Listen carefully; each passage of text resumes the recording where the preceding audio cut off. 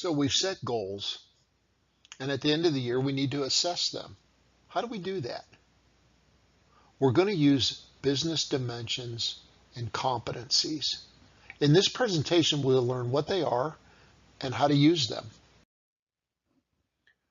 Dimensions are a set of behaviors that are vital to our success.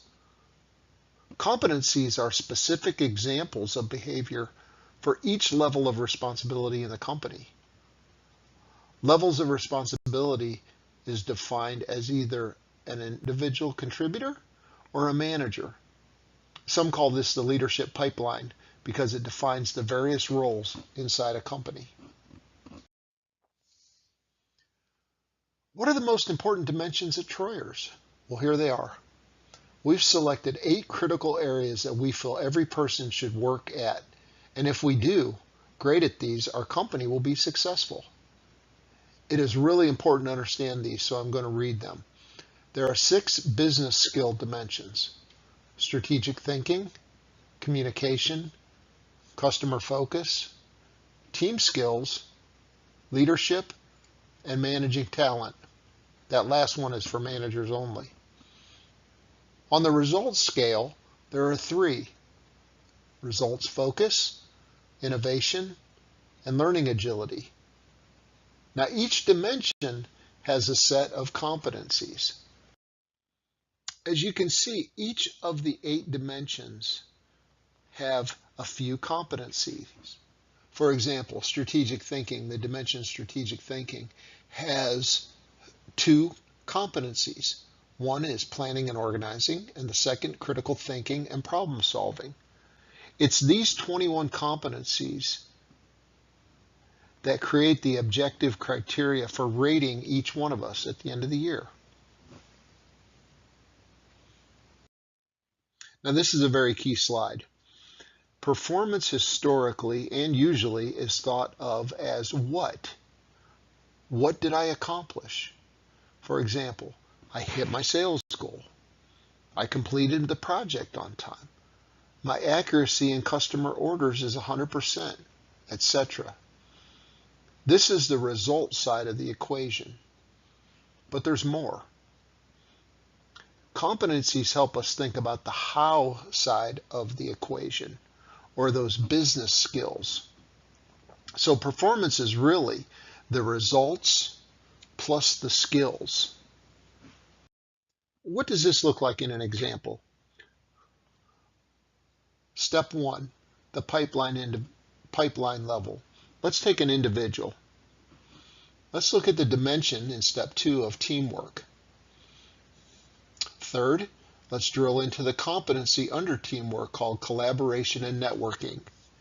Now, the description or the ideal behavior for that pipeline level of individual contributor is that under collaborating and networking, that they work and communicates constructively with others to achieve a shared goal. That's what will be rated, is that definition of works and communicates constructively with others to achieve a shared goal. Okay, we've discussed the dimensions and the competencies. We spoke about the results versus the business skills. Now let's shift to rating these competencies. This is where we put opinion aside and focus objectively. The next 3 slides are really saying the same thing in a different way. We are repeating it because it is really important that you understand the 5-point scale. The rating from 1 to 5 is based on how often the competency that we're talking about is being practiced.